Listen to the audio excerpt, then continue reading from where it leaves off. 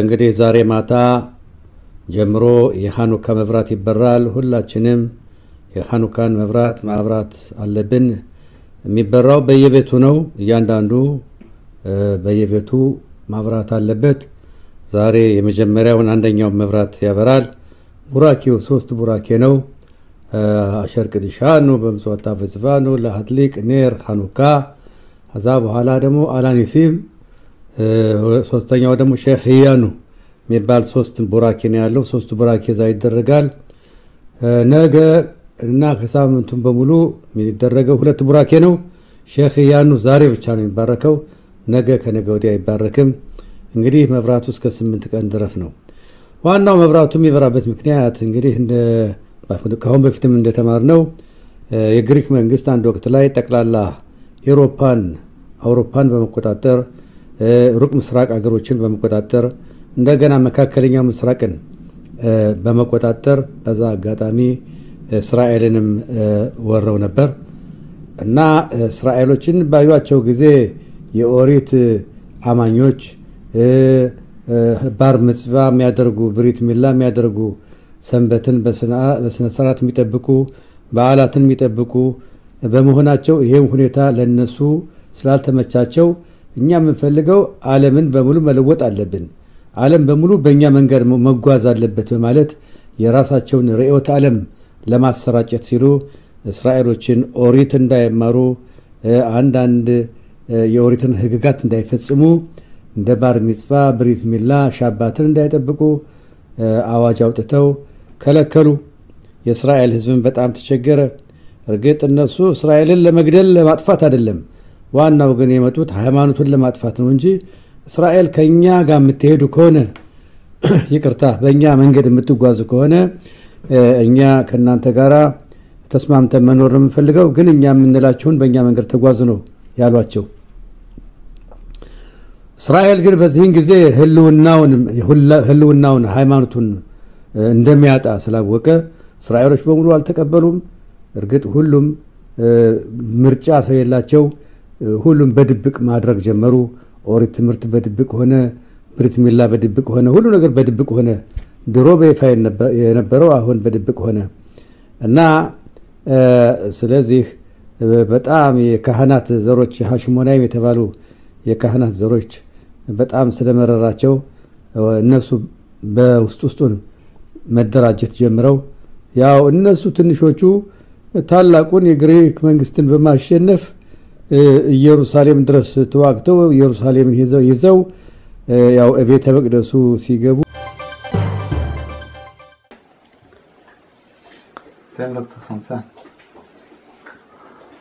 ברוך אתה אדוני אלוהינו מלך העולם שהחיינו וקיימנו והגיענו לזמן הזה אמן. הנרות הללו שאנו מדליקים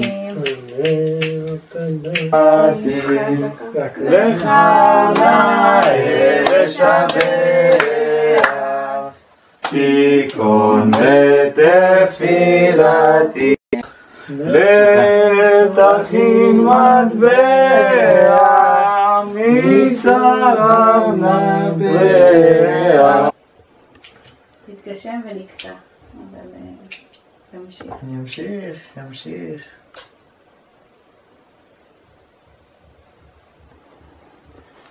שנשמור את הכוסות האלה לעוד שנה. עכשיו חג חנוכה, חג שמח שיהיה לנו, שיהיה לכל עם ישראל, שנחגוג כל שנה ושנהיה שמחים ומאושרים ובעזרת הניסים שבאים בחג הזה שנצא הביתה בנס גדול ושנחזור לחיים שגרתיים ושמחים וטובים ושתמיד נשמח כולנו, אמן ואמן. אמן. חג שמח. חג שמח. חג שמח. חג של שלום. חג של שלום, שיהיה שלום, אמן. יבואו עלינו ניסים, אנחנו נמשיך להאמין. איפה הסופגניה? נולדים, חכים. היינו צריכים להגיד לכם סביבון, כן. חכים לנולדים בארץ. ולחסות. שאנחנו במקום שאנחנו יודעים את הכל נדליק נרות חנוכה למשך חצי שעה עם שמן בגלל ליסטים וחיות רעות ואויבים.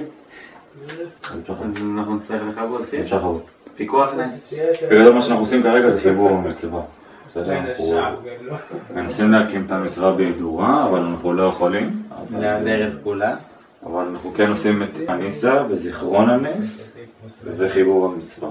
זה מה שכן אפשר. כן, ואנחנו עושים את זה 40 מטר מתחת לאדמה. כן. חג שמח. חג שמח. חג שמח. חג שמח. שער הבית בקרוב. אמן. ושלום לכל ה... צוחקים. זה הרבה זמן ככה לא טוב.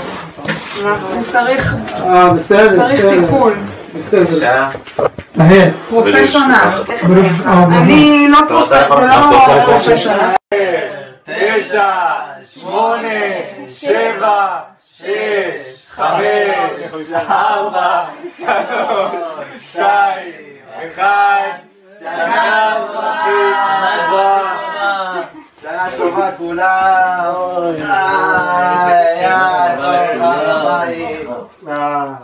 איזה כיף לנו, אלכסנדר, בעזרת השם, המשפחה כמו שאתה רגיל פעם כבר. תודה רבה, תודה, שנה טובה לכולם. שנה טובה, שנה טובה לכולם, לכל המשפחות, לכל עם ישראל. אנחנו מאוד מחכים לחזור הביתה, והמון מזל טוב לאחותי הקטנה, למאי, שתהיה מאושרת ובריאה, ואנחנו מאוד מתגעגעים לכל המשפחות שלנו וממש מחכים לחזור הביתה. ובעזרת השם בקרוב, עוד השנה מה שנקרא. אמן. אמן. טובה, אנחנו פה בריאים, חיים, דואגים לנו.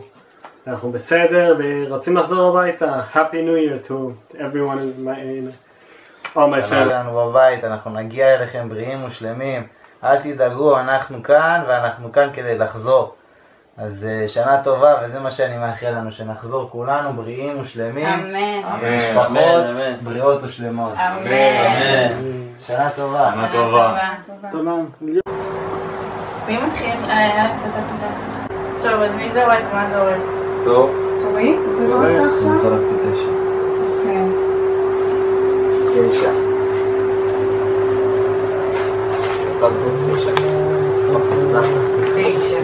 מה? אוקיי, בסדר, שיצאים ככה. ניצחתי ברמי. It's best man. שכל ישראל ידעו שאני חי ובריא והכל טוב ושורדים פה.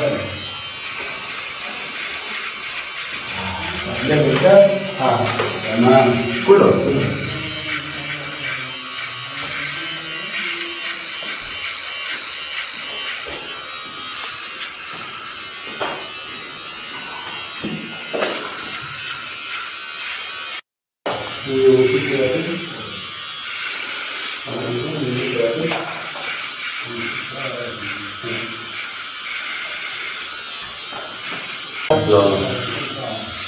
אז אתה יכול להתגייס אליהם. תוריד את הספן. יש את הפסנתרן, נכון? מהשואה, אז אני אסביר.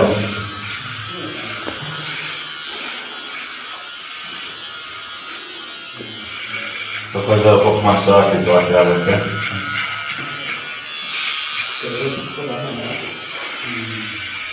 וואלי, איך אתה רואה? הנה, עכשיו זה יהיה מצחיק. רק הפועל. אני בעבר אליך. ጤና ይስጥልኝ ፋሲል ኻኑካ ሳሚያህ ጤና ይስጥልኝ ተስፋዬ እንዲሁም ሽሎሞ ኻኑካ ሳሚያህ ኻኑካ ሳሚያህ እንግዲህ እስራኤል በእውነት የመጀመሪያውን የኻኑካን ሻማ በመታበራበት ዋዜማ ላይ ነው በአውስትራሊያ ይሄ የሽብር ጥቃት የደረሰው በዚህ ጉዳይ ላይ አጭር ትንተና ብትሰጠን ፋሲል አው እንግዲህ ከጠዋት ጀምሮ የደረሰውን ተጨባጭ ሁኔታ ለመገምገምና ለመረዳት ሞክሬያለሁ እንግዲህ አውስትራሊያ ምንም እንኳን ተስፋዬ ሽሎሞ ከእስራኤል በጣም ርቃ ብትገኝም ከ150,000 በላይ ይሁዳውያን የሚኖሩባት ክፍለ ዓለም ነች በአውስትራሊያ በአሁኑ ወቅት ያለው መንግስት የሌበር ፓርቲ የሚመራው መንግስት ነው ማለት ነው የሰራተኛው ፓርቲ የሚመራው መንግስት ነው ከእስራኤል ጋር ያለው ግንኙነት በጣም ወደኋላ የቀረና ደካማ ግንኙነት ነው። ከፍልስጤማውያንና ከእስላሞች ጋር የተቀራረበ ግንኙነት አለው በጣም። ስለዚህም ይሁዳውያንን በማስመልከት ምንም አይነት እንክብካቤ ባለማድረጉ ችላ ባለመለቱ ይህ የሽብር ፈጠራ ድርጊት እንዲደርስ ምክንያት ሆኗል እየተባለ ነው። ስለዚህ በዚህ በሽብር ፈጠራ ድርጊት እስካሁን ድረስ የሚደርሱ ዜናዎች እንደሚያመለክቱት ከሆነ ከ10 እስከ 11 የሚጠጉ ሰላማዊ ዜጎች ህይወታቸው ተቀይቷል። ከ9 በላይ ደግሞ ቆስለዋል። የአውስትራሊያን ጠቅላይ ሚኒስትር እንዲሁም የአካባቢው የክፍለ ሀገሩም እንደዚሁ መሪ መግለጫዎችን ሰጥተዋል። ሽብር ፈጣሪዎችን ለመዋጋት ከፍተኛ ጥረት እንደሚያደርጉና በአውስትራሊያ ሰላም የሚሰፍንበትን መንገድ እንደሚፈልጉ ለመጠቆም ሞክረዋል። አንድ ጊዜ እንግዲህ ውሻው ከተለቀቀ በኋላ እንዴት ተደርጎ እንደመታሰር እንደሚቻል ከፍተኛና ትልቅ ጥያቄ ነው። አውስትራሊያ ከሌላው የዓለም ክፍል የሚመጡ አዲስ ገቢዎችን የምትቀበል ሀገር ነች። ብዙዎች የአዲስ ገቢዎች በአሁኑ ወቅትም ከእስልምና እምነት ተከታይ ሀገሮች የመጡና የእስልምና እምነትን በከፍተኛ ሁኔታ የሚያንጸባርቁ ናቸው። እንግዲህ ፋሲል በእውነት እንደ ዘገባው ከሆነ ሁለት አሸባሪዎች ናቸው ይህን ድርጊት ያደረጉት። አንዱ የፓኪስታን ተወላጅ ነው የሚል ዘገባዎች እየወጡ ነው። ሌላው በእስራኤል በሁለት ዓመት ውስጥ በአውስትራሊያ በእውነት የሽብር ድርጊቶች ክስተቶች እንደሚፈጸሙ እስራኤል ባለስልጣኖች እንደዚሁም የውጭ ጉዳይ ሚኒስትር ጊዶን ሳር እንዳሉት ደጋግመን ተናግረናል። የአውስትራሊያ መንግስት በዚህ ጉዳይ ላይ ምንም አይነት ትኩረት ሊሰጥ አልቻለም የሚል በጣም ቁጣ እየተሰማ ነው በእስራኤል ሀገር ውስጥ። ትክክል። እንግዲህ እስካሁን ድረስ ግልጽ እንደሆነው ከሽብር ፈጣሪዎች አንዱ ፓኪስታን ተወላጅ ነው። ፓኪስታን እስልምና እምነት ተከታይ በተለይ ማካሪ እስልምና እምነት የሚንጸባረቅባት ሀገር ነች። ሁላችንም እንደምናውቀው የአልቃይዳው መሪ ኡሳማ ቢንላደን የተገደለው አሜሪካኖች የገደሉትን ፓኪስታን ክልል ውስጥ ነው። እንግዲህ ጊዶን ሳር የውጭ ጉዳይ ሚኒስትራችንም ሆኑ ሌሎች ሚኒስትሮች እስራኤል ከፍተኛ ባለስልጣኖች የአውስትራሊያ መንግስት ከተጠያቂነት እንዲያመልጥ ምክንያት አንሆንም ነው የሚሉት። የአውስትራሊያ መንግስት ተጠያቂ ነው። ደጋግመን ገልጸን ነበር፣ ደጋግመን አሳውቀን ነበር፣ ደጋግመን ተከታትለን ጠቁመን ነበር። የእስልምና አክራሪዎችን ለመቋቋም በቂ እርምጃ ባለመውሰዱ እዚህ ካለንበት ደረጃ ላይ እንደርስ ችለናል ብለዋል። እንግዲህ አውስትራሊያ በጣም ትልቅ ሀገር ነች። ብዙ ጊዜም ከይሁዳውያን ጋር የጠበቀና ጥሩ ወዳጅነት ግንኙነት ነበራት።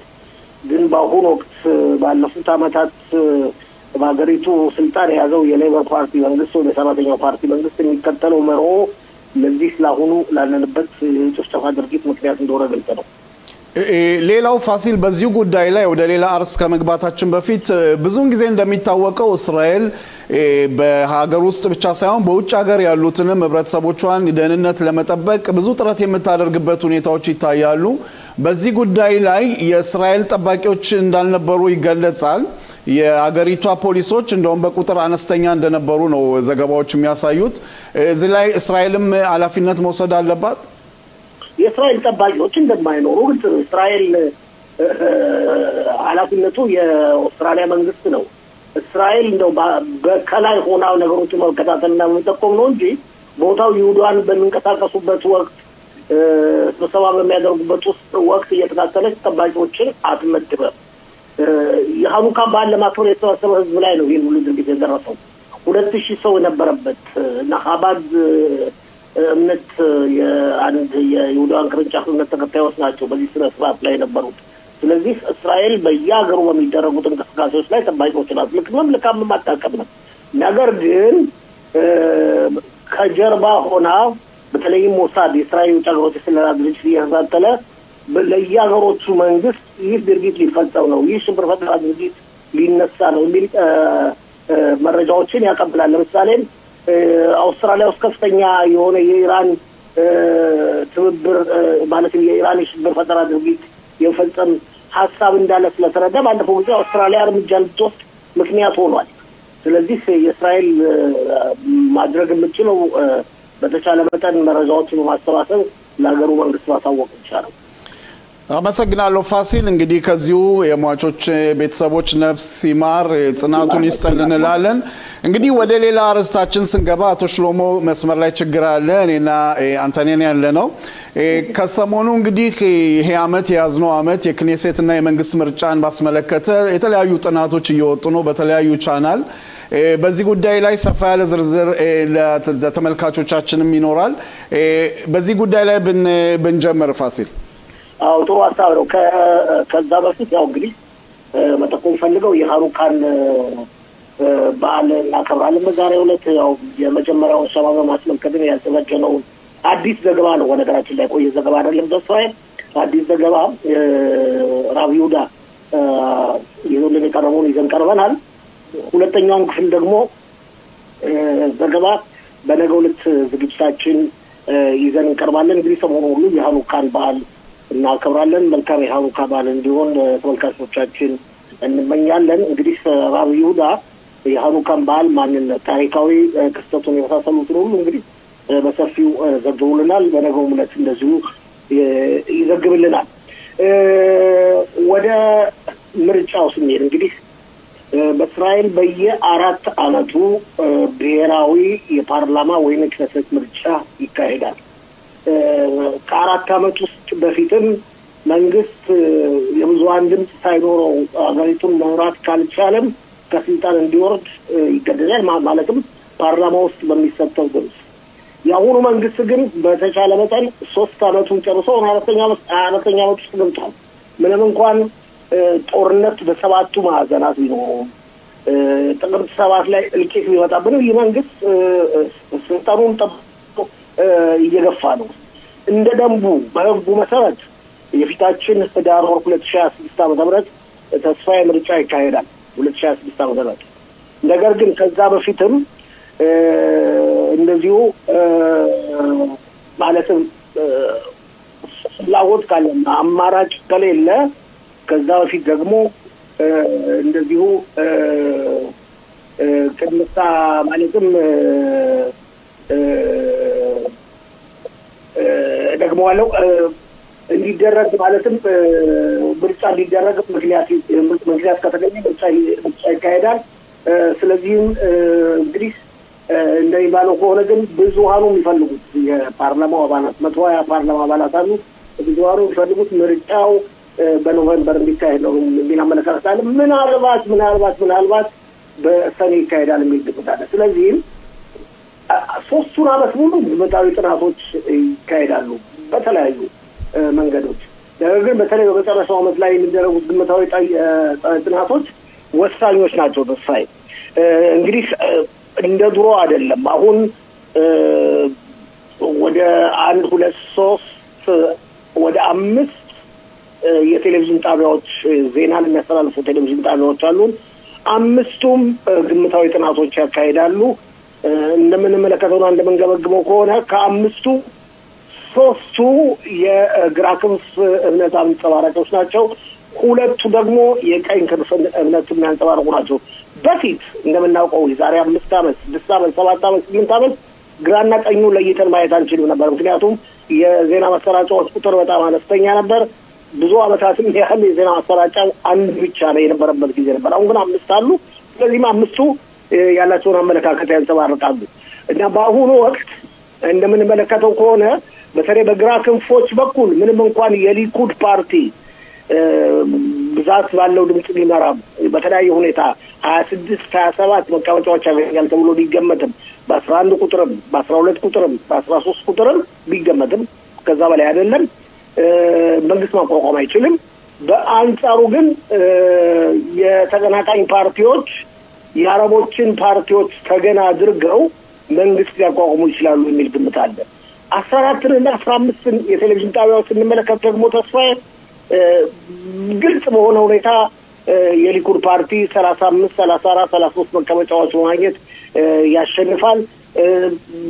አለምንም ችግር ከ66 ድምጽ ከ120 በማግኘት ወይም 65 ወይም 64 በማግኘት መንግስት ማቋቋም ይችላል የሚል አመለካከት አለ። እንግዲህ መጨረሻ ወሳኙ ተስፋዬ መሆን የሚችለው በቀኑ ማለትም በምርጫው ቀን ማታ ድምጽ ተቆጥሮ እውነተኛው ድምጽ የሚታወቅበት ጊዜ ነው ማን አሸናፊ እንደሆነ የሚረጋገጠው። ግን እንደሚባለው ከሆነ አቶ ስሎሞ ውይይት ላይ ቢኖር ደስ ይለኝ ነበር።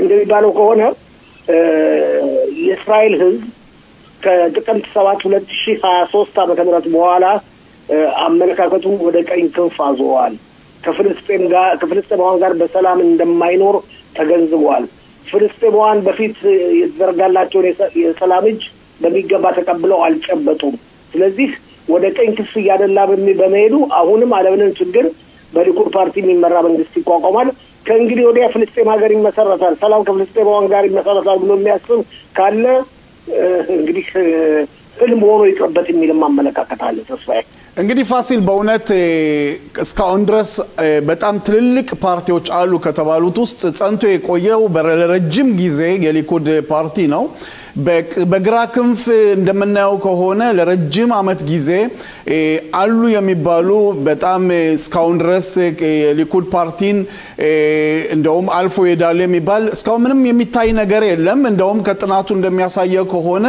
እየተከፋፈሉ በጣም ትንንሽ ፓርቲዎች እየሆኑ የሄዱ ሁኔታዎች አሉ ይሄ ማለት እንግዲህ ቀደም ብለን እንደተናገርከው ህብረተሰቡ በአሁን ሰዓት ወደ ቀኝ ክንፍ ፓርቲዎች ያመራ መሆኑን የሚያሳይ ነው ይሄ ማለት ምንድነው በእስራኤል እንግዲህ ከጊዜ በኋላ የግራ ክንፍ ፓርቲዎች ላይኖሩ ይችላሉ ማለት አንችልም ነገር ግን ይገርማል በጣም ደግሞ ያከረሩ የሚሄዱ ናቸው የሚያከረሩ የሚሄዱ ብዙ ናቸው ለምሳሌ ተመልክተን እንዳልከው ብዙ ጊዜ ዛሬ 10 አመት 15 አመት በሚደረጉት ምርጫዎች ፊት ለፊት ቀርበው የሚታገሉት ሁለት ትልልቅ ፓርቲዎች ነበሩ ለምሳሌ ሰራተኛው ፓርቲና ሊኩድ ፓርቲ ነበሩ አሁን የሰራተኛው ፓርቲ ደምዛው ጠፍቶ ምንም አማራጭ የሌለው ደረጃ በደረሰ ተሰነጣጥቆ የሻቲል የሚባል ፓርቲ አለ መካነ መምላክቲ ወይም ሰማያዊና ነጭ የሚባል ፓርቲ አለ እስራኤል ቤቴኑ ያቪዞር ሊበርማን ፓርቲ አለ የሰራተኛው ፓርቲ ከሜሬት ፓርቲ ጋር ተዋህዶ በጣም አክራሪ ሆኖ ደግሞ ዲሞክራሲ የሚባል ፓርቲ አለ በአንጻሩ ወደ ቀኙ ክፍ በመነደበት ጊዜ በሌሎች ፓርቲዎች አካባቢ መሰነጣጠቅ ቢኖርም ለምሳሌ የጽዮናውያን ሃይማኖተኞች ፓርቲ ለሁለት ለሶስት ቢከፋፈልም የሊኩድ ፓርቲ ግን ብቻውን በመሪነት ዓለምን መሰነጣጠቅ ብቻውን በኃያልነት እንደቀጠለ ነው ከዚህ በተጨማሪ የሚገርመው ሁኔታ በቀኝ ፓርቲዎች ዘንድ መሪያቸውን የተመረጠ መሪያቸውን ሊቀመንበራቸውን ዓለምንም ምክንያት ሲቀዩ አይታዩ ለምሳሌ የሊኩድ ፓርቲ ስንመለከት እስራኤል ነፃነቷን ከተቀናጀች ጊዜ ጀምሮ የነበሩት መሪዎችና እስካሁን ድረስ ያሉት መሪዎች ቁጥር በጣም አነስተኛ ነው የመጀመሪያው መሪ በመናኸም ቤጊን ከዛ በኋላ ሻሚር ከዛ በኋላ እንደሆ ቢንያሚን ናታንያሁ በኋላ ቢንያሚን ናታንያሁ ደግሞ ለቀው አሪኤል ሻሮን ነበር የነበሩት ከዛ በኋላ ደግሞ ቢንያሚን ናታንያሁ ተመለሱ በቃ በሰራተኛው ፓርቲ በኩል ስትሄድ በሌሎች በግራ ክንፍና ግራ አክራሪ ፓርቲዎች ውስጥ ግን ስማቸውን ማስታወስ ማለትም ቅር ያሰኘናል ስማቸውን ማስታወስ እንኳን ማንችልበት ደረጃ ላይ ያለው እንዘነጋለን ፉአድ ኤላዛር ነበሩ ሲሞን ፔሬስ ነበሩ ኢስሐቅ ራቢን ነበሩ ከዛ ስማቸው እንኳን ዘነጋለን ይላል ላሳቸው ጾግም ነበሩ አሁን ፕሬዚደንት ብዙ ናቸው ስለዚህ የግራ ክንፍ ፓርቲው አለመዋሃዱ ለምሳሌ ማን ጠቅላይ ሚኒስትር ተስፋዬ ይሆናል በሚለው ደረጃ በተደረገው ጥናት ጠቅላይ ሚኒስትር ቢንያሚን ናታንያሁ ተፎካካሪያቸው ሆኖ የቀረቡትን በጣም በብዙ ድምጽ ነው የሚመሩት እሳቸው ወደ 154 እጅ አካባቢ ሲያገኙ ከሳቸው በመቀጠል ሁለተኛ ቦታ ይዘው የሚገኙት ናፍታሊ ቤነት ናቸው ናፍታሊ ቤነት 23-24 እጅ ከመቶ ነው የሚያገኙት አንደኛ ደግሞ ናፍታሊ ቤነት የግራ ክንፍ ሰው አይደሉም እስከምናውቀው ድረስ ምንም እንኳን ከፊሉን አመለካከታቸውን ጠቅላይ ሚኒስትሩን በመቃወማቸው ጠቅላይ ሚኒስትሩ ተቀናቃኝ ሆነው ለመቅረብ በመፈለጋቸው አመለካከታቸውን ይቀይሩ ይሆናል እንጂ አመለካከታቸው የቀኝ ክንፍ ነው በትክክል ፋሲል እሱ ብቻ ሳይሆን ናፍታሊ ቤኔት ከየት ስራቸው እንደጀመሩ ሁላችንም እንደምናውቀው ናፍታሊ ቤኔት ጊዶን ሳር በጠቅላይ ሚኒስትር ቢንያሚን ናታንያሁ እጅ ያደጉ ፖለቲከኞች ናቸው አቶ ሽሎሞ መስመር ላይ አሉ ጤና ይስጥልኝ አቶ ሽሎሞ ጤና ይስጥልን አቶ ተስፋዬ ጤና ይስጥልን ፋሲል እንዴት ሰነበታችሁ ኻኑካ ሳሚያ አቶ ሽሎሞ ኻኑካ ሳሚያ መኖር አለበት ይነበረው አዎ እንግዲህ እርግጠኛ ነኝ ተከታትለዋል አቶ ሽሎሞ የምንነጋገርበትን አርዕስት በመጀመሪያ ያው በአውስትራሊያ የነበረውን ጉዳይ ተመልክተናል በሰፊው በትክክል አቶ ሽሎሞ ምን ይላሉ በዚህ እንግዲህ ፋሲልን ከሰሙት በዚህ ባለው ጥናት የፓርቲዎቹ ጥናት መካከል በዚህ ጉዳይ ላይ የሚሉት ካለ እኔ ማንኛውን ጥናት እንዳሳያችሁ አላቀም ኖ አቶ ሽሎሞ ቆይ ልነግርህ ነው እኔ ልንገርና ከዛ ተነስተው ውይይቱን ብናደርግ ስላልሰማህን ሁሉንም ነው የተመለከትነው 11 12 13 14 15 በ11 በ12 13 የሊኩድ ፓርቲ 25 26 24 መቀመጫዎችን ያገኛል የናፍታሊ ቤነት የሁለተኛ ደረጃነትን ያገኛል 22 23 መቀመጫዎችን በ14 እና በ15 ግን የሊኩድ ፓርቲ እስከ 35 መቀመጫዎች ይደርሳል ይሄ ነው ኦኬ መጀመሪያ ሁሉንም ገምጋሚዎች ማቅረቡ ትክክል ነው ምክንያቱም ያንዳንዱ እንደምናው የእስራኤል ሀገር ጋዜጠኞች ወይም ደግሞ የቴሌቪዥን ጣቢያዎች ያላቸው የፖለቲካ አዝማሚያ እንደ ፖለቲካ አዝማሚያዎቻቸው ደግሞ የህዝብ ገምጋሚዎች ገምገማቸውን ያቀርባሉ በተለይ በጣም በትልቁ ጎልቶ የሚታየው አሩጽ 14 የሚባለው ነው በአሩጽ 14 መሰረት የእስራኤል ሀገር ህብረተሰብ በሙሉ አቶ ቢንያሚን ናታንያሁ ንጉስ እንደሆኑና ለወደፊቱም እንደነገሱ እንደሚነግሱ ዘላለማዊ ንጉስ እንደሆኑ አድርገው የሚያቀርቧቸው እና ይህን ያህል ደግሞ ልዩነት ሊኖር አይችልም አቶ ፋሲል በሶስቱ ባሉት ገምጋሚዎች ስለዚህ መጨረሻ ላይ ወሳኙ የምርጫው ቀን ነው ግን እኛ እንደ ጋዜጠኛ የሚቀርቡትን ነገሮች ማቅረብ ግዴታችን ነው ስለዚህ አሁን እኛ ማየት ያለብን አሁን የእስራኤል ሀገር ማህበረሰብ ለብዙ ዘመናት ከሁለት የተከፋፈለ ማህበረሰብ ነው ማለት ይችላል መሐከል ወደ ግራና መሐከል ወደ ቀኝ ከዛ መሐከል በግራ በኩል በጣም አክራሪዎች አሉ በቀኝ በኩል አክራሪዎች አሉ ከዚህ መሐከል ደግሞ የአረብ ፓርቲዎች ራሳቸውን የሆነ ሪዮት ዓለም ያላቸው እነሱም አሉ የብዙ ጊዜ የጽዮናውያን ፓርቲ አባላቶች በሙሉ እነሱን እንደ በተው የክነሰት አባል ይሁኑ እንጂ የመንግስት አባል የካቢኔ አባል ሆነው እንዳያገለግሉ ዲሌጂቲመሲ ይደረግባቸዋል ልክ እነሱ ሰከንድ ዜጎች እንደሆኑ ተደርገው ነው የሚታዩት በታሪክ ማለት ነው እና ይሄ በኔ በኩል ትክክል መስሎ አይታየኝም ህዝብ መርጦ የላካቸው የህዝብ እንደራሴዎችና ተወካዮች በመንግስት በኩል መንግስት በሚያደርገው የፓርላማ ሲስተምና መሳተፍ አለባቸው በየነው ነው የማምነው ግን ብዙ ጊዜ አረቦችን ያው ልክ እንደ ዜጋ ሆነው ሀገር ይኖሩ እንጂ የሀገር የካቢኔ አባል መሆን የለባቸውም ብለው የሚያምኑ ብዙ ሰዎች አሉ እስራኤል ሀገር ውስጥ ባለፈው ማንሱር አባስ ከነ ያይር ላፒድ ጋርና ከነ ናፍታሊ ቤነት ጋር መንግስት ገባ ብለው እስከዛሬ ድረስ የማይዋጥላቸው ያልተዋጠላቸው አሁንም ለወደፊቱ የማይዋጥላቸው አሉ እንደኛ አመለካከት ግን ያንዳንዱ የክነስት አባል ተወክሎ ከመጣና የሚመሰረተውን መንግስት መሰረታዊ መመስረቻ መስፈር ከተቀበለው ያንን ፖሊሲውን ማለት ነው ማንኛውም ፓርቲ አባል መሆን ይችላል ግን በርግጥ ለሀገር የሚሻለው መሐከል ያሉ ፓርቲዎች በግራና በቀኝ በኩል አከራሪዎችን ሴንተር ያሉ ፓርቲዎች ጠንካራ ሆነው አገሪቱን ቢገዙት ለሀገሪቱ የበጀ ይሆናል ካልሆነ ግና ማህበረሰቡ የተከፋፈለ ይሆናል አሁን በሚመጣው ምርጫ ምን አይነት ምርጫ እንደሚሆን አይታወቅም በ7 ቀን 10ኛ ወር 23 ዓመተ ምህረት መንግስት ይገዛ የነበረ መንግስት ነው የተወጣጣፈ ምርጫ ይሆናል አሁን ህብረተሰቡ ተከፋፈለ ነው ይሄ መንግስት አሁን ለማሳለፍ የሚፈልጋቸው ህግጋቶችም በጣም ህብረተሰቡን የሚያከፋፍሉ ናቸው እነዚህ ነገሮች መጨረሻ ላይ ምርጫ በመናይበት ጊዜ ተጽዕኖ ይኖራቸዋል ስለዚህ ይሄ በእንዲህ እንዳለ ደግሞ ጠቅላይ ሚኒስትር ቢንያሚን ናታንያሁ ደግሞ በግላቸው የህግ ጉዳይ አለ የይቅርታ ጥያቄያቸው አለ በዚህ በጦርነቱን ጥሩ አድርገው መርተውታን አልመሩትም ውጤቱስ እንዴት ነው እነዚህ ነገሮች ሁሉና አሁን ለምሳሌ የብሔራዊ አጣሪ ኮሚቴ ይመረጥ ተብሎ የደረሰውን ውድቀት ጠቅላይ ሚኒስትሩ አይፈልጉም የሚፈልጉት ለሳቸው የተሻሻለ ወይ የሚጣጣም ኮሚቴ ነው ለማጣጣም የሚፈልጉ እነዚህ ነገሮች እሳቸውን የሚተቹበት አለ ስለዚህ የሚመጣው ምርጫ እርግጥ በዛሬ አንድ አመት ውስጥ ነው መሆን ያለበት ግን ከዛ በፊት ሊቀድም ይችላል ግን ወሳኙ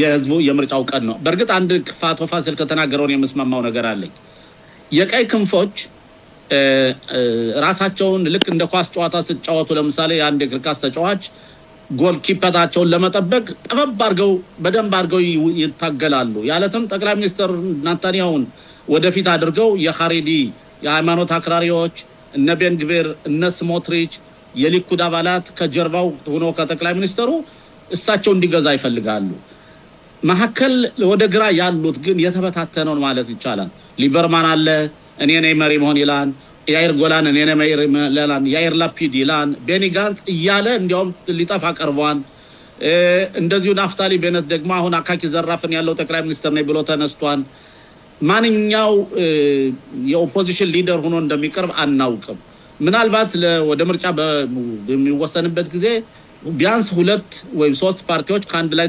ይጨማቀቃሉ ተብሎ ይገመታል ብዙ ጊዜ የሚነገረው ናፍታሊ ቤኔት አይዝንኮት እና ሊበርማን ናቸው እነሱ ካንድ ላይ ከሆኑ ያይር ጎላን እንኳን አይሆንም ብዬ ነው የማስበው ግን ናፍታሊ ቤኔት እና ያይር ላፒድ ወይም ደግሞ ያይር ላፒድ እና አይዝንኮት እነዚህ ካንድ ላይ ከሆኑ ምናልባት ጌሙ ጨዋታውም ሌላ ሊሆን ይችላል አንድ ነገር ግን ለሁለታችሁ ልንገራችሁ ለአቶ ፋሲልም ባጭሩ አቶ ሽሎሞ እሺ እኔ የምነግራችሁ ጻፉ ግን እንድትጽፉ ፈልጋለሁ አቶ ፋሲል ያው የጻፍኩ ነው ባጭሩ የአረብ ፓርቲዎች አንድ ላይ የሆነው በመጣው ምርጫ ይሄዳሉ የሚመቀበሉትም የምርጫ ቦታ 20 የክነሴት አባል ይሆናል ኦኬ እኔ ብዙ ጊዜ አቶ ፋሲል ያውቃል ያሉትን ሂደቶች የሚካሄዱትን እንደዛ ከሆነ ግን የሚሆነው ምን መሰላችሁ ከዛ በኋላ የማንሱር አባስ አባላቶች ከአንድነት ከተቋቋመው ፓርቲ ይገነጠሉና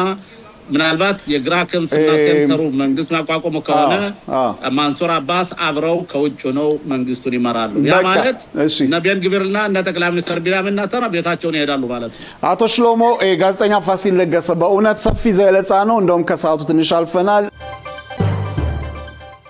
በቀጣዩ ፕሮግራማችን አሁን ደግሞ በመስመር ላይ የሚገኙት አቶ ባሩክ ደሞዜ ናቸው ጤና ይስጥልኝ አቶ ባሩክ ጤና ይስጥልኝ ፋሲል ተስፋዬ ነኝ ያለሁት እዚህ ከስቱዲዮ ጤና ይስጥልኝ ተስፋዬ ጤና ይስጥልኝ ኻኑካ ሰማያህ መልካም የኻኑካ በዓል አብረውኝ አቶ ሽሎሞ ማሉ ጤና ይስጥልኝ በሏቸው ጤና ይስጥልኝ አቶ ሽሎሞ ሞላ ጤና ይስጥልን ደሞዝ ከሁሉ አስቀድመን እችን ጥሩና የዋህናት ግን በማጣት ሀዘን ተካፋይ ነን ሀዘን ላይ ሆነ ይህን ቃለ መጠይቅ ለማድረግ በመምጣትህ ትልቅ ክብር አለን እናመሰግናለን አመሰግናለሁ እንግዲህ ሁላችንም በእውነት በጠቅላላ ሰራተኞችን አስመልክቶ ከአይቲቪ ለቤተሰቦች ጽናት እንመኛለን አቶ ባሩክ በመጀመሪያ እስኪ ራስን አስተዋውቀንና ከዛ ደግሞ ወደ እናታችን እንገባለን ማን አቶ ባሩክ ደሞዝ ከየት አካባቢ ነው ደሞዝ የመላኩ ብሩክ እባላለሁ ያው የተወለድኩት በ1948 ዓመተ ምህረት በኢትዮጵያ አቆጣጠር ሲሆን ያው ልጄ በዚህ በቅዱስ በሆነች እናቴ ተቆላምጬ በወተት በማር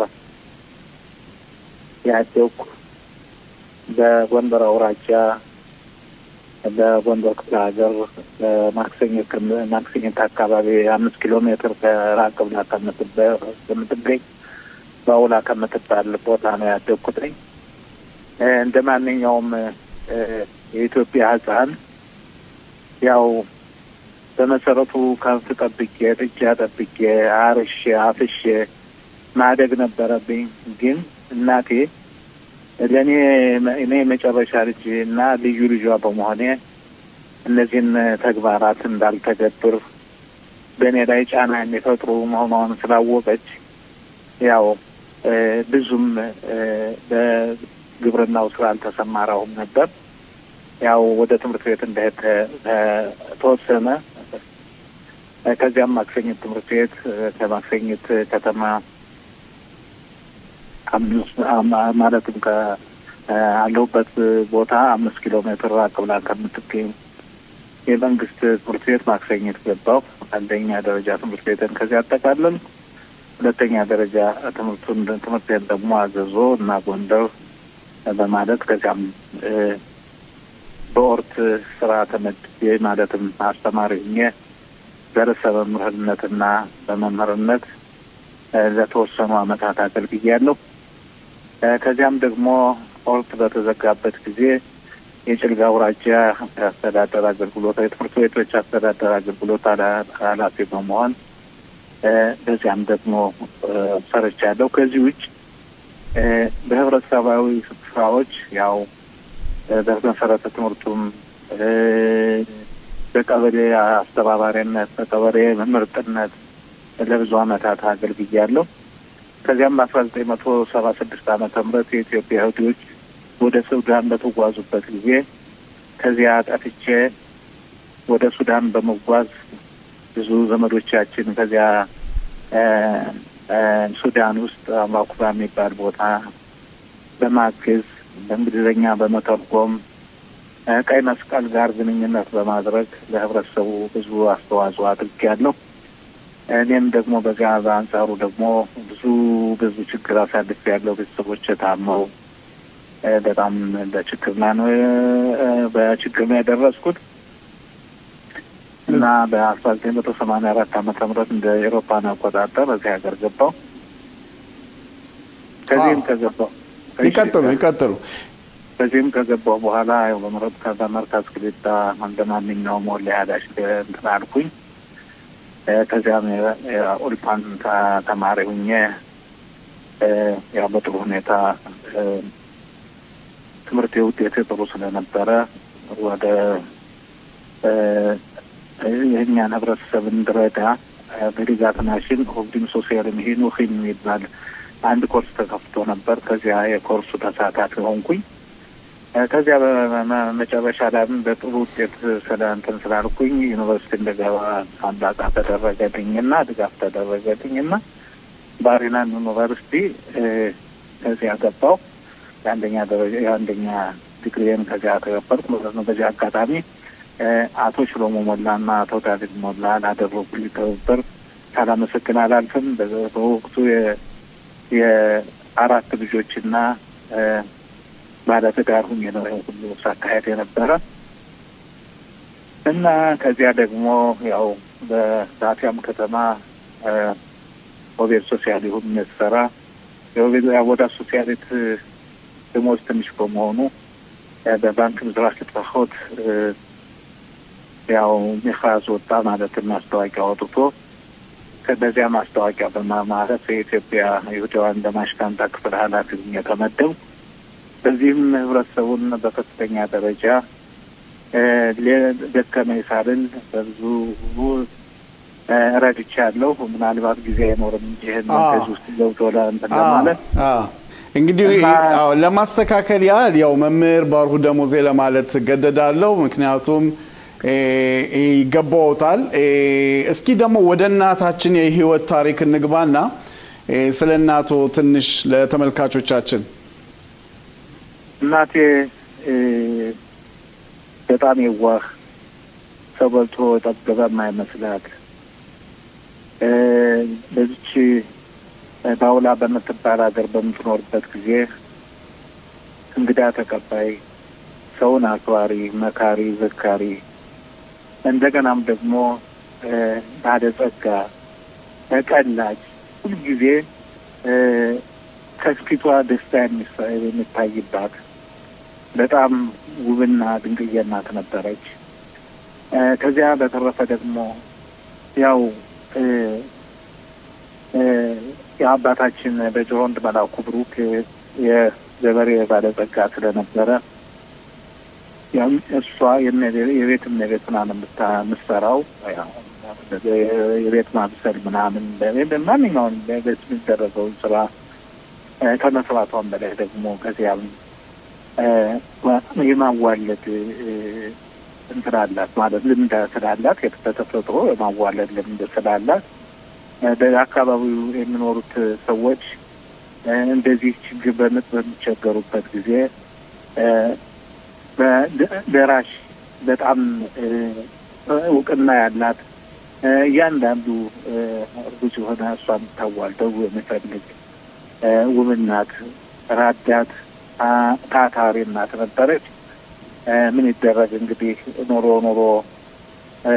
ለሞት ዞሮ ከቤት እንደሚባለው ያው በዘጠኝ ቀን 12ኛ ወር 2025 ዓመተ ምህረት በጣም መወዳትና ማከብራት ለኔ ልዩ የሆነች ለህብረተሰቡ ለልጆቿ ለልጅ ልጆቿ ልዩ የሆነች እናታችን ያው በ104 ዓመቷ ከዚህ ዓለም በሞት ተለየችን። እቺ እናታችን የእድሜ ባለጸጋ ብትሆንም ትዝቷ፣ ፍቅሯ፣ ምክሯ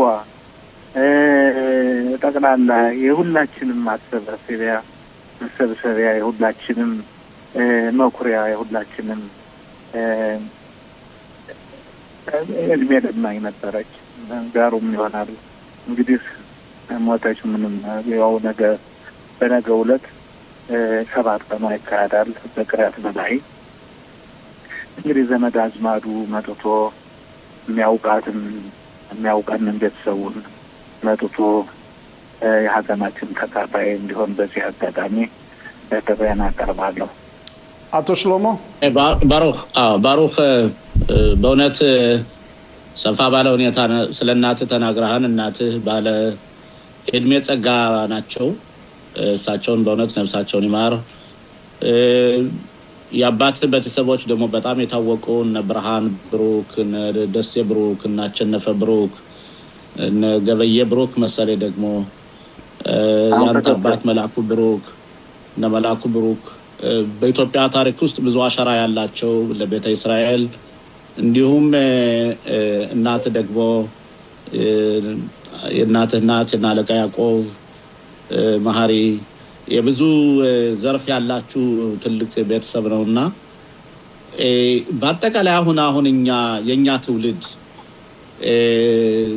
ትልቁንና ወደዚህ ሀገር እንድንመጣ ሲገፋፋና የነበረው ሲጾለት የነበረው ትውልዱን መሰረታዊ ትውልዱን እያጣነው ነው ማለት እንችላለን።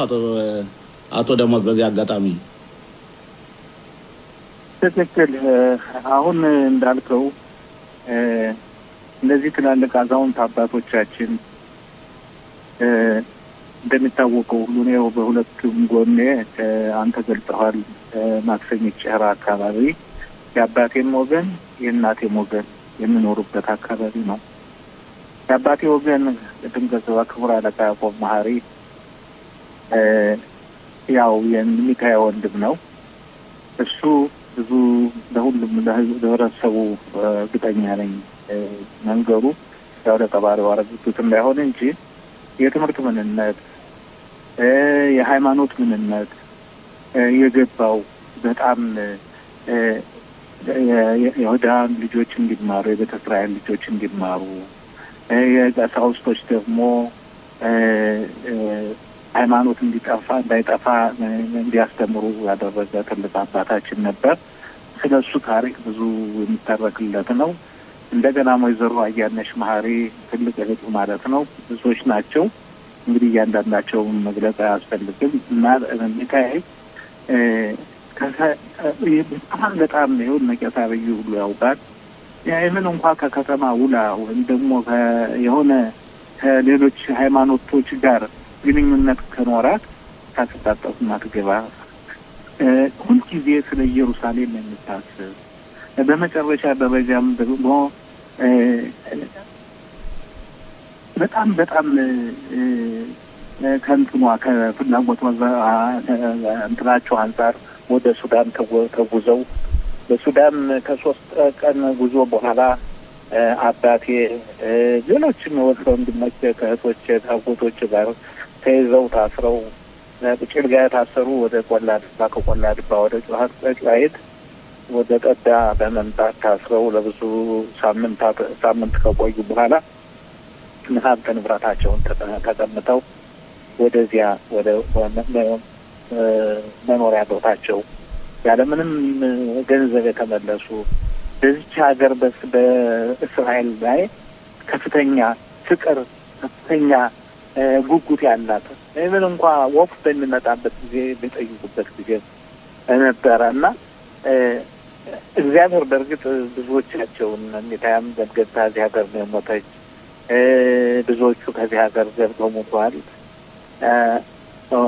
በአባቴ በኩል ደግሞ በጀሮንድ መላኩ ብሩክ እነ ገበየሁ ብሩክ እና ሰው ብሩክ እና አሸናፊ ብሩክ እና አስቴር ብሩክ እና ደሴ ብሩክ እነዚህ ደግሞ እነ ገበየሁ እና ባላምባራስ ገበየሁ ብሩክ እነዚህ ደግሞ በእናቴ በኩል በአባቴ በኩል በወይን አረባ አካባቢ የሚኖሩ ሰዎች ሲሆኑ የሰው ሀብት የማይፈልጉ ታታሪዎች፣ አራሾች፣ አንገት አራሾች፣ ገበሬዎች የብዙ ዓመት እህል የሚገኝባቸው ጠገራ ብሩ እና ሌሎች የሚገኙባቸው ቤተሰቦች የነበሩ እና ነፍሳቸውን የማር ለሞቱትም ላሉትም ደግሞ ደግሞ ሌላው አቶ ደሞዝ ሁለት አጠር ያለ ጥያቄዎች ይኖራሉ ጊዜ ካለን አንደኛ አንተ ያገባው ደግሞ የቄስ ልጅ ናትና አንተ ያው ከተማ ነው የምትኖር የነበረ ያው ይሁዲ ዘር ብትሆንም ከቄስ ልጅ ጋር ነው የተጋባኸው እና ይሄ እንዴት ነው? ሁለተኛው እኒህን ጥሩ እናታችሁን እናንተ በቪዲዮ ቀርጻችሁ አስቀምጣችኋል ለትውልድ ወደ ትውልድ የሚተላለፍ ታሪክ?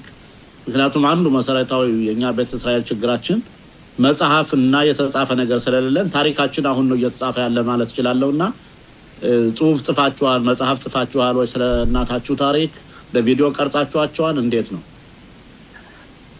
ስለ እናታችን ታሪክ መጽሐፍ ገና አጻፍንም በርግጥ ስለ በላታ ብሩክና ስለሜቱት ማለትም በወላጆች በአባቴ በኩል ያሉት በኩል መጽሐፍ ተጽፏል። የሷ ገና በርግጥ አንዳንድ ቪዲዮዎች እንደዚህ ድግስ በሚሆንበት ጊዜ አመታን እንትን ማለትም በዓላት በምትደግስበት ጊዜ ያንን እየደየንትን ያልነ ቃላቷንም ሆነ አንዳንድ መረጃዎችን ይዘናል። ለወደፊቱ በእግዚአብሔር እርዳታ እንጽፋለን ብዬ ነው የምገምተው። እና ለሁለተኛው ጥያቄ ባጭሩ መምህር ደሞዝ ሁለተኛው ጥያቄ እንደገና ብትደግሞ እንዴ? የቄስ ልጅ ነው ያገባ ኢትዮጵያ እንደሚታወቀው ሁሉ አንድ ሰው ለአቅመ አዳም በሚደርስበት ጊዜ ከዚያም በፊት ማለት ነው የከሌ ልጅ ዘሩን ሁሉን ነገር ተጠይቆ ሁኔታው ተጠይቆ ያው ለሚጋባ ከዚያም በኋላ አባቴ በጀሮንድ መላኩ ብሩክ ያው የክቡር አባታችን የሊቀ ካህናት ቄስ ባርከው ያለው ልጅ አለ ሲባል ሰምቶ እንደ ማንኛውም የኢትዮጵያ የሂብድ ልጅ ሄዶ አጭቶ እንዳጋባ አደረገ። በተጋባውበት ሰዓት በህጉና በደንቡ መሰረት ከሸራ አስሬ በ1972 ዓመተ ምህረት ተደረገ። ያው በኦሪት ህግና ደንብ መሰረት በዚያ መሰረት ተደረገ። እነሱ ደግሞ ቄስ ባርከው ያለው ወይዘሮ አዛጌች ዘሩባቤል ነፍሳቸውን ይማር ያው በቴሌፎን እየገባብኝ ከታች ኦኬ እሺ እንዲህ እናደርጋለን። በቃ በእውነት ሰፊ ዝግጅት ያደረግነው ለበመጀመሪያ ለቤተሰብ መጽናናት እንመኛለን፣ ለእናታችንም ነፍስ ይማር እንላለን። መምህር ደሞዝ ስለነበረን ቆይታ በጣም እናመሰግናለን። እግዚአብሔር ከእናንተ ጋር ይሁን። እጅግ በጣም ነው የማመሰግናችሁ። በጣም ያኖርልን። የእናቴን ታሪክ በህብረተሰብ እንዲደርስ ማድረጋችሁ ለእኔ ትልቅ ነካማ ነው። በጣም አመሰግናለሁ። እናመሰግናለን። ቤተ መቅደሱ በየቀኑ የሚበራ 7 መብራት ነበረ። ከላይ የአሮን ዘር የሚያበሩት መብራት ነበረ። ያ መብራት የሚበራው በወይራ ዘይት፣ ንጹህ ወይራ ዘይት ያልተነካካ ለአምላክ መስዋዕት ማለት ነው ይሄ ነገር የሚቀርበው። ያን በደንብ ተጣርቶ ያ ነበር የሚበራው እና በየቀኑ የአሮን ዘር መብራቱን ያበሩ ነበር። አሁን ሄደው በጠቅላላ ዘይቱን ሲያዩት ዘይቱ በሙሉ ተበላሽቷል። ማዕት ዘይት ነው ያለው። ያው ከዓመት እስከ ዓመት ስለሚበራ የተለያየ በየቀኑ የሚለወጥ ዘይት በሆቴል ዋናው ታላቁ ኮሄን ታላቁ ካህን እየመረመረ ይሄ ንጹህ ዘይት ነው ያለ ማህተም ያደረገ ነበር የሚያስቀምጠው አሁን መተው ያው ሁሉ ከፍተው አረከሱት ብዙ ነገር ከቤተ መቅደሱ ብዙ ነገር አደረጉ እና እስራኤሎቹ ካህናቶቹ ቦታው ደርሰው መብራት ሊያበሩ ሲሉ ዘይት የላቸው አሁን ቢፈልጉ አተው መጨረሻ ላይ አንድ ዘይት አገኙ ያቺ ራሷ ታምርናት አንድ ዘይት መገኘቷ ያችን ዘይት አውጥተው ደስ ብሏቸው ያው መብራቱን አበሩት ለአንድ ቀን ነበር የሚበቃው ታምር ሆኖ 8 ቀን በራ ማለት ነው እና 8 ቀን ስለወራ ይሄ ታላቅ ታምር ነው ብለው ያው በዓሉ ከምን ጋር የተያያዘ ሆነ ከመብራት ጋር ነው እንግዲህ ዋናው መብራት ማለት ህይወት ነው መብራት ማለት የእስራኤል ነው እስራኤል የዓለም መብራት ነው እስራኤል ነው ለዓለም ሃይማኖትን ያመጣ መጀመሪያ እስራኤል ነው እስራኤል ጥሩ ነገር ሲሰራ ዓለም ይበረካል እስራኤል ደግሞ ኃጢአት ሲሰራ ለእስራኤልም ለዓለምም ጥሩ አይደለም እና ዓለም በሙሉ የሚተዳደረው በእስራኤል ነው እና እስራኤል ያው ይሄን መብራቱን አፍርቶ ይሄው ትልቅ ደስታ ሆኖ ያው ቤተ መቅደሱ እንደገና ስራውን ጀመረ ማለት ነው እና ያለ ማስተዋወስ ሲባል ከአመት አመት ይሄው የሃኑካ መብራት እናበራለን 8 ቀን እንደሚበራው እንግዲህ ከዛሬ ቀን ጀምሮ እስከ ሳምንቱ እስከሚቀጥለው ሳምንት ማለት ነው ይበራል ይሄ አንዱ ነው እና እኛም እንደዚሁ ባንድ ላይ ሆነን ህዝቡም ያበራል በአምላክ ፈቃድ ያው ማክሰኞ ማታ አንድ ላይ ሆነን እንድናበራ በዚህ አጋጣሚ እናስታውቃለን ታላላቅ ራባኖች ይመጣሉ እና ሁላችንም እንግዲህ ይሄን በዓሉን የሰላም የደስታ ያደርግልን አገሪቱን ሰላም ያርግልን መንግስቱን ከመንግስት ያስማማልን ዳኛውን ከዳኛ ያስታርቅልን በውጭ ሀገር የቀሩ ወገኖቻችን በሙሉ ያምጣልን ሁላችንም በሰላም በደስታ መኖር ያደርግልን ይሄው የተጀመረው ጦርነት ደግሞ ፍጻሜ አግኝቶ ዓለም ሰላም ይሆን ያድርገው እስራኤል ሰላም ትሆን ያድርጋት በሰዓት እጥረት ምክንያት ቶሎ ልንጨርስ ችለናል እንግዲህ መስመር ላይ የህግ ባለሙያ አቢቢተው ይገኛሉ ጤና ይስጥልኝ አቶ አቢ ጤና ይስጥልኝ እንደሰነበታችሁ ሃኑካ ሰማያህ መልካም የሃኑካ በዓል አሜን ለሁላችን አዎ አቶ ሽሎሞም ከኔ ጋር አሉ እንግዲህ አቶ ሽሎሞም ሰላም ማለት ይችላሉ ጤና ይስጥልኝ ሃኑካ ሰማያህ አቶ አቢ ጤና ይስጥልኝ ሽሎሞም እንዲሁም ተመልካቾች እንግዲህ አመት ባሉን አስመልክቼ ወደ ሌላ ጥያቄ ውስጥ ገባለሁኝ ጠበቃቢ ይሄ አመት ባል ብዙን ጊዜ ሲታወስ ለእስራኤሎች በጣም ድፍረትን የተሞላበት ተስፋ የሚሰጥ ብርሃን ያለው የተለያዩ የጀግኖችን ስም የሚያስጠራና በዛን ጊዜም በታሪክ ቤተ መቅደሱን ከነበረው የግሪክ ህዝብ ላይ ነፃ ያወጣ በጣም ረጅም አመት ያለው አመት ባል ነው ይሄን አመት ባል ባስመለከተ አሁን ያለንበትን ዘመን ስንመለከት ከዚህ ጋር ስናነጻጽረው ምን መስሎ ይታየዎታል ጠበቃቢ አው እንግዲህ የእስራኤል ህዝብ በረጅም ታሪክ ውስጥ በሃይማኖቱ በህዝባዊነቱም በአገሩም በምድሩም እንግዲህ ሀገር እግዚአብሔር ለህዝብ እስራኤል ቃል የገባላት ሀገርና ለአብርሃም የሰጣት ሀገር መሆኗን ሁላችንም እናውቃለን እንገነዘባለን ይሄ ሲባል ይሄ መብራት የሚመራበት ብዙ ታሪክ የሚጠበቅበት ሀገር ነው ሆኖም ግን የእስራኤል ጠላቶች ደግሞ እኛን በሰላም እንዳንኖር ብዙ የሚቆጠቁጦች አሉ ስለዚህ የእስራኤልን የሚጠብቅ ያንቀላፋ ማንጎላችን እንደተባለው ሁሉ ይኸውና በዳር በደንበር አገሪቱ በሰላም ተጠብቃ ትላንትን የተወሰደው ባዛ ላይ ደግሞ ከፍተኛ ወታደራዊ እርምጃ ነው ይሁሉ ባንድ ላይ ሲጠናከርና ሲጠበቅ እግዚአብሔር ያለው ቃል ኪዳን እየደረሰ ነው ማለት ይቻላል አመሰግናለሁ አቶ አቢ እንግዲህ በእውነት ባለነው ዘመን ውስጥ ያው የመጨረሻው ወር ላይ ጠቅላይ ሚኒስትር ቤንያሚን ኔታንያሁ ከፕሬዝዳንት ዶናልድ ትራምፕ ጋር እንግዲህ የሚጠበቀው ግንኙነት ምን መስሎ ይታያል ጠቅላይ ሚኒስትር ቤንያሚን ኔታንያሁስ ባላቸው ባለፈው እንግዲህ የላኩት ለፕሬዝዳንቱ የላኩት የይግባኝ ደብዳቤ ወይም ደግሞ የይቅርታ ደብዳቤን አስመልክቶ በዚህ ውይይት ላይ ትኩረት ይደረጋል ተብሎ ይጠበቃል። ይሄ ውይይት በእውነት ምን ያህል ሚና ይጫወታል ብሎ ያስባሉ? እንግዲህ እስራኤል በዚህ ባጭር ጊዜ አመቷ ውስጥ ራሷን የቻለች ሀገር ናት። ህግና ደንብ የተጠበቀባት የዲሞክራሲ ሀገር ናት። አሜሪካም ሆነ ማንኛውም አውሮፓ ሀገር በእስራኤል ውስጥ ደረጃ ገብተው ህጉን ቀይሩ፣ ምህረት አድርጉ የሚል የመጀመሪያ ጊዜ ነው ፕሬዝዳንት ትራምፕ ያመጡት። ይሄም እንግዲህ የመረጃ ምንጮች እንደሚያመለክቱት ጠቅላይ ሚኒስትሩ ባመለከቱት መሰረት ትራምፕ እስራኤል ፕሬዝዳንት ምህረት እንዲያደርጉ ለጠቅላይ ሚኒስትሩ አቅርበዋል።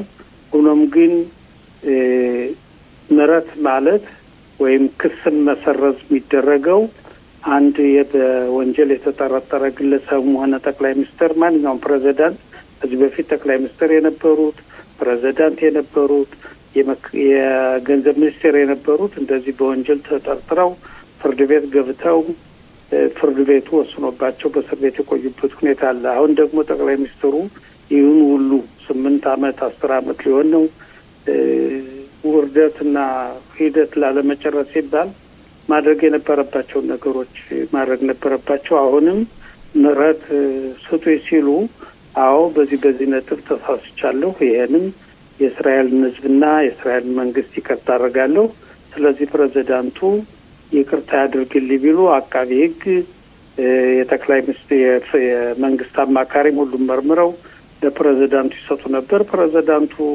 ያቀርቡ ነበር። አሁን በዚህ ወር መጨረሻ ላይ ጠቅላይ ሚኒስትሩ ወደ አሜሪካ ሲያመሩ ይሄንም ሊነሳ ይችል ይሆናል። ፕሬዝዳንት ትራምፕ አሁንም ደግሞ ሊያሳስቡ ይችላሉ እንጂ የእስራኤልን መንግስት አስገድዱ ወይም ፕሬዝዳንቱን ወይም ህገ መንግስቱን ሊያስቀይሩና እንዲሁ ለይስሙላ ለጠቅላይ ሚኒስትሩ ምህረት እንዲደረግላቸው ሳያምኑ ቢደረግ ነገር የለም። ጠቅላይ ሚኒስትሩ ምህረት ለመቀበል ከፈለጉ አንደኛ አዎ ስህተት ተሰርቷል ሊሆንም ይችላል፣ ስለዚህ በዚህ ነጥብ ይቅርታ ጠይቃለሁ እና በጥቅምት 7 ቀን 2023 የተደረሰውን ጉዳይ የሚያጣራ ብሔራዊ ኮሚቴ እንዲቋቋም እስማማለሁ። የመሳሰሉትን ቢሉ ኑሮ ይቻል ነበር። አሁን ግን እንዲሁ ዝም ብሎ አላደል ሌሎችን ለማሞኘት ሌሎችን ለማታለል የሚደረግ ንቅናቄ ስለሆነ ምንም ለውጥ ሊያመጣ የሚችል ነገር መስሎ አይታይም። አቶ ሽሎሞ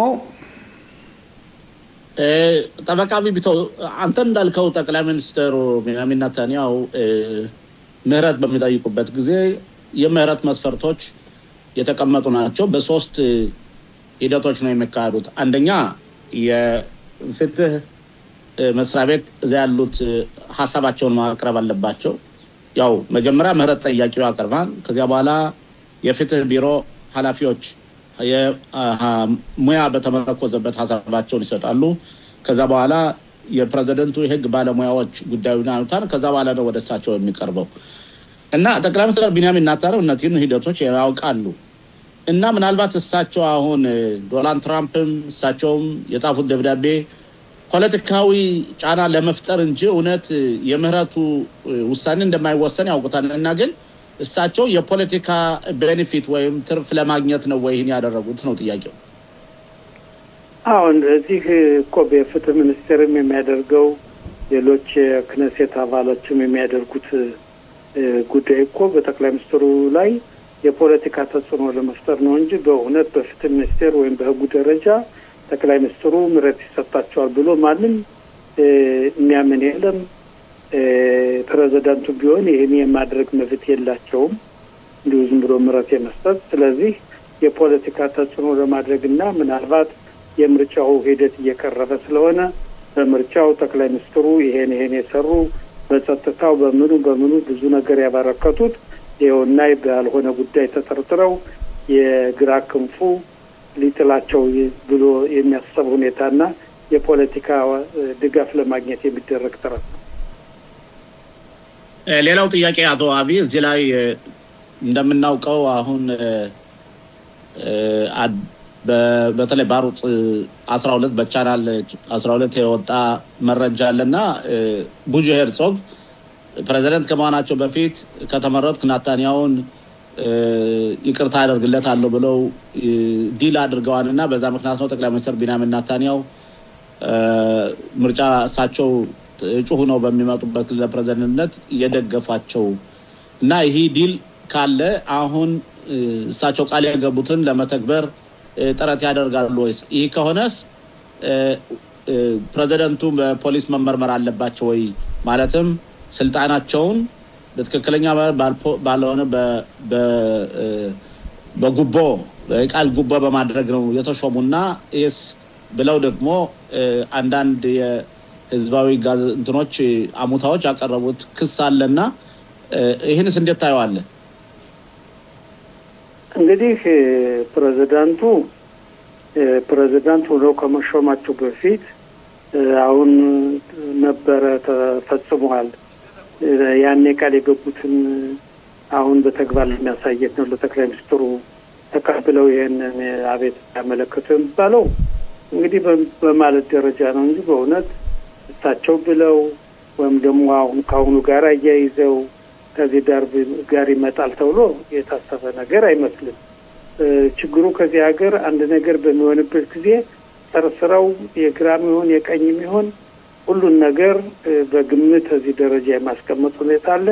እንበል ፕሬዝዳንት ከመሆናቸው በፊት ጠቅላይ ሚኒስትሩ ጋር ይሄን ነገር ተነጋግረው ሊሆንም ይችላል። ሆኖም ግን ፕሬዝዳንቱም እኮ ቢወስኑ ከፍተኛው ፍርድ ቤት የመሻር መብት አለው። ስለዚህ ነገሮች በዚህ ደረጃ መታየት አለባቸው እንጂ እንዲሁ በዚህ ጊዜ ይሄን ተብሏል አሁን ነገሩ ፈንድቷል ነገሩ እንደዚህ ነው ብሎ በግምት ሁሉን ነጎዳ ማስደድ አስፈላጊ መስሎ አይታይም። እንግዲህ ፕሬዝዳንት ቢሆን ጠንቀቅ ማለት አለባቸው። ምክንያቱም እሳቸው የሚወስኑትን በከፍተኛው ፍርድ ቤት ሊሻር ስለሚችል ነገሮችን ዋጣ አድርጎ ጠቅላይ ሚኒስትሩም ሆነ ፕሬዝዳንቱ ነገሮችን በደንብ ተወያይተው በእውነትም ጠቅላይ ሚኒስትሩ ህጉን በሚጠብቅ ደረጃ ምሕረት ቢያቀርቡና ፕሬዝዳንቱም በህጉ መሰረት ምሕረት ቢያደርጉላቸው የህዝብ እስራኤል ፍላጎት ነው። ሆኖም ግን ሁሉም እንደዚህ በመሸዋወድ የሚሳካ መስሎ አይታይም። የህግ ባለሙያ አቢቢታው ጠበቃ አቢቢታው በእውነት እንደወትሮ ለሰጡን ሰፊ ዘገባ እያመሰገንን መልካም ሳምንት ለርሶም ለቤተሰቦም የኻኑካ በዓል እያልን እንሰናበታለን። መልካም ቀን። አሜን። አመሰግናለሁ። ለእናንተም እንደዚህ መልካም ቀን። ከእስራኤል ውጭም የሚመጡ አንዳንድ ምንጮች እንደሚሉት ሐማስ ትጥቁን የምታስፈታው እስራኤል ብቻ ነች፣ ሌላ ኃይል ሊያረግ የማይችለው ሁኔታ ነው የሚል አንዳንድ ምንጮች አሉ። በዚህ ጉዳይ ላይ በእውነት እስራኤል ይሄንንም ደጋግማ የተናገረችው ነው። በቀላል የሚሄድ ነገር ካልሆነ ያው በጉልበት የሚሆን ነገር መሆኑን ጠቅላይ ሚኒስትርም ተናግረዋል። ይሄ ነገር እስከመቼ ነው ማለት እንግዲህ አንድ የመጨረሻ ታጋቻችን የቀረ አለ። በአንጻሩ ስንመለከት ደግሞ እስራኤል አሁንም ጥቃቱን አላቋረጠችም። እንግዲህ እርግጠኛ ነኝ የተለያዩ የስለላ ድርጅቶችም ስራቸውን እየሰሩ ነው። ይሄ ማለት በጋዛ ሁኔታ ላይ አሁን የጠቅላይ ሚኒስትር ቢንያሚን ናታንያሁ ከዶናልድ ትራምፕ ጋር የሚያደርጉት ግንኙነት የጋዛ የመጨረሻው ውሳኔ ምን መስሎ ይታያል ኮሎኔል? እንግዲህ እንደ ሁኔታው ነው በሂደት ማየት ይቻላል። የትራምፕ ፍላጎት ሁለተኛ ደረጃ ሶስተኛ ደረጃ ተላልፎ አዛ መልሰን እንድትገነባና የአዛ ህዝብ ሰላማዊ ህዝብ ኑሮውን እንዲቀጥል ነው። ያን ለማድረግ ግን እርግጡን የምነግርህ መከላከያ ሙሉ ዝግጅት አድርጓል። ምክንያቱም የኮማንድ ፖስት ምን ያህል የአዛን አማጽያን ቡድን ሐማስን የማስፈታት አቅም አለው፣ ጉልበት አለው፣ ኃይል አለው። ቦታዎችን እንዴት ነው መስረጃና ማስረጃ ቢሰጠውም እንኳን የሚገባው ጥምር ኃይል በተለይ የካታርን ያዋከለ ስለሆነ የቱርክን እንዲገባ ፈልገዋል። ሌሎችም ከአረባት ሀገር የወጡ ወታደሮች ይሄን ነገር በትክክል ይሰሩታል የሚል ጥያቄ አለ። ለዛም ነው መከላከያ ሙሉ ዝግጅት ያደረገው። ምናልባት ሐማስ በሰላም መሳሪያውን ካልሰጠ ፈንጆቹን ካልፈታ ዋሻውን ካልሰጠ የኮማንድ ፖስት ስራውን ሙሉ በሙሉ ካልተገበረ መከላከያ ከዛው ካለበት ሆኖ ያያል ባልተሳካበት ሰዓት ግን መከላከያ መረጃ መስረጃም ስላለው የት እንዳለ ዋሻው በካርታም ቢሆን ስለሚታወቅ ምን ያህል መሳሪያም የአዛን አማጽያን ሐማስ መሳሪያ እንዳለው ስለሚታወቅ ከባድም ቀላል መሳሪያ መከላከያን ቦታ አይለቅም እነዚህ ኮማንድ ፖስቶች ያልኩ የአሜሪካው ኮማንድ ፖስት ይሄን ነገር ሙሉ በሙሉ ካልፈጸመ መከላከያ ገብቶ 2 አመት የተዋጋበትን ውጊያ በትንሽ ሰዓታት ውስጥ በትንሽ ጊዜ ውስጥ ምክንያቱም በአሁኑ ሰዓት የምንሰጋው የለም ታጋቾች ወገኖቻችን ተመልሰዋል ሙሉ ከሞላ ጎደል አስከሮች ወጥተዋል የምንሰጋው ነገር የለም ያለንን አቅም ተጠቅመን ሐማስን ማውደም ብቻ ነው ይሄንም ሐማስ ጠንቅቆ ስለሚያውቅ እነዚህ ኮማንድ ፖስትን ሰበብ እያደረገ ጊዜ ለማራዘም የሚፈልገው ይሄ ደግሞ እንደሚመስለኝ ከሆነ የሚሳካለት አይሆንም ትራምፕ ይሄን ነገር አይፈቅዱም በተለይ አደራዳሪ ሀገራትን እንደዚሁም ግብፅን የሚሰጡ አይመስለኝም እንደምታየው ነው የራፊያ ኬላ ይከፈት ቢባል እንኳን እንግዲህ ምናልባት የራፊያ ኬላ የሚከፈትበት ምክንያት የአዛን ህዝብ ለማስወጣት ነው ወይም ለማግለል ሲባል ነው ተብሎ ሐማስን ነገር አልፈለገም ተቃራኒ የአረባት ሀገራትም ስላሉበት በአሁኑ ሰዓት የተወሰነው ውሳኔ ስራ ላይ ዋለ ስለዚህ በአዛ ውስጥ ያለው ከምናውቀው ልክ የማናውቀው ስለሚበል ቀድሞ መናገሩ ስለሚሆን ለዚህ ቆጠብና ወደ ይሁዳ ሰማሪያ ቦስ ይሻለኛል እሺ ኮሎኔል ሌላው እንግዲህ በሱሪያ አልጁሊያኒ 1 አመት ያስቆጠሩ ነው ከሰሞኑ ትላንትም ከትላንት ወዲያም ሲታይ እንግዲህ በሱሪያ አንዳንድ ሰላማዊ ሰልፎች ዜጎች የወጡበት ሁኔታዎች ታይተዋል ጥሪያቸው የሆነው አሁንም ወደ እስራኤል ነው እንግዲህ ጋዛን በሚደረገው ጦርነት እንደገናም ሆነ ብሎ የፍልስጤምን ሁኔታዋ በማየት አሁንም የፉከራ ነገሮች እየታዩ ነው እንግዲህ ይሄ መንግስት እስካሁን ድረስ ግልጽ የሆነ መረጃ የለንም ስለዚህ መንግስት በሱሪያ የሚሆነው ሁኔታ እንዴት ነው እንደውም አንዳንድ ባለስልጣኖች እስራኤል ሀገር እንደሚሉት በሱሪያ ጦርነቱ የማይቀር ነው የሚል ንግግሮችም እየተናገሩ ነው ሱሪያና ሊባኖን መንግዘን ለእስራኤል ፈታኝ ሀገሮች ናቸው በሱሪያ በኩል ያለው አልጁሊያንን የማይፈልግ ብዙ ህብረተሰብ አለ አልጁሊያን ራሱ የሚደቁታቸው የሚገላቸው ልክ እንደ አሳድ መንግስት ማለት ነው ሌላው ደግሞ ውስጣዊ የሱሪያ ህዝብ ብዙ የማይደግፈው ተጽዕኖ እየተደረገበት ነው ስለዚህ ውስጣዊ የሆነ ትውከት አለ ያ ትውከት ወዴት ነው የሚወስደን ካልከን እና ወደኛ ሊመጣም ስለሚችል አንዳንድ ጂሃዲስቶችን እንግዲህ አልጁሊያን የሚጋዙት መንግስት በተለይ ወታደራዊ አካል ብዙ ትራይብስ ያሉበት ብዙ ብዛት ያላቸው የተሰባሰቡ የሱሪያ ነዋሪዎች ናቸው አላዊዎች አሉ ሺዎች አሉ በተለይ ሺዎች ኢየሩሳሌም እንመጣለን ኢየሩሳሌም የኛ ሀገር ናት እያሉ እሱንም እያወቁት ነው ለእስራኤልም ፈተና ሆኗል አፈን ሞልቼ የምናገረው ግን በዛ በኩል ሙሉ ቁጥጥር አለ ምናልባት የሱሪያ ህዝብ እንደ አዛ መደቆስ ካልፈለገ እስራኤል ይሄን ነገር የምትፈቅድ አይመስለኝም ያዝናቸው ቦታዎችን በዛ አካባቢ ስላሉ በተለይ የዱርዝ ወገኖችን የዱርዝ ተራራ የሚባለው እስካሁን በእስራኤል ቁጥጥር ነው ወታደሮቻችን ከዛ አሉ አይናቸውን አልዘጉም እየተቆጣጠሩት ነው ግን የምንሰጋው በተለይ የሱሪያው ሺና የሊባኖስ ወታደር ሺ አባላት አንዳንድ ከሂዝባላ ጋር በመሆን በተለይ በሲዶን አካባቢ ድሮብ ሊባኖን በመድለው ቦታ ሲዶን በሚባለው ቦታ የሐማስ የሂዝባላ አካል የሆነው የሐማስ ቡድን የሆነው ሊባኖስ የሚኖረው ሀገር ሊባኖን የሚኖረው ትልቅ ልምምድ አድርጎ የኛን ሰፈሮች በሰሜን ሀገር የሚገኙ ከተማዎችን ሰፈሮችን ልክ ጥቅምት 7 ሐማስ እንዳደረገው ስላደረገ ዝግጁት ልምምዱን አይቶ መረጃና ማስረጃ እስከነበረ ድረስ ሰሞኑን በሲዶን ላይ የነበረውን ቤዛቸውንና በመቶ የሚቆጠሩ ጉዳት የደረሰባቸው ከ20 የሚቆጠሩ የሐማስ የሂዝባላ አባላት የሆኑ የተገደሉበት ሰዓት አለ። ስለዚህ በዛ በኩል ደህንነቱም ጥሩ ስራ እየሰራ ነው። ትልቁ ስጋታችን ምናልባት ሂዝባላ ትጥቁን ካልፈታን የሊባኖስ መንግስት ትልቅ ተጽዕኖ ካላደረገበት ከዚህ ወር መጨረሻ ላይ የሊባኖስ መንግስት የሂዝባላን ትጥቁን ካላፈታ አዝማሚያውን ስታየው የኢራን ተልዕኮ ለመወጣት ሲባል የኢራን ተላላኪ ስለሆነ ሂዝባላ ወደ ጦርነቱ መልሰን የምንገባበት ጊዜ ቅርብ ነው ማለት ይቻላል።